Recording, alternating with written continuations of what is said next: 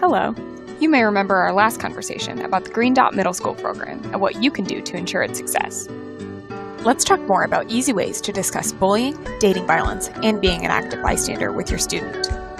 We understand it may be difficult to have this conversation with your student, so it's important to be realistic about that.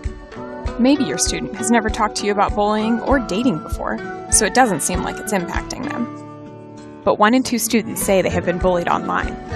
In one study, 18% of boys and 27% of girls reported being hurt by dating violence.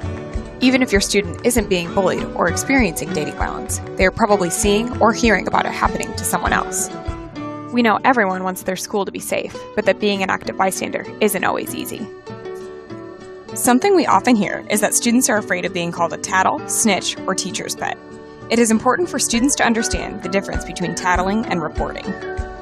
Tattling is trying to get another person in trouble. Reporting is telling an adult because you are worried about yourself or someone else. You could discuss what makes it difficult by talking about a situation where your student might be worried about being called a snitch. For example, say your student has heard that there is going to be a fight. Talk about why it is important to be an active bystander in this situation and the ways they would be comfortable doing that. Something else we hear is that students worry they will be the next target or lose a friend, which understandably makes it difficult to do or say something. That's why the Green Dot program has 3 different ways to do green dots. Do something directly, others can help, or talk about something else. For example, say your student knows who started a hurtful rumor about another student. They could do something directly by writing an anonymous note to the person being hurt, or telling the person spreading the rumor to stop. If a student is worried about doing something directly, they can reach out so others can help, whether that is an outgoing friend or having other peers join them in saying something.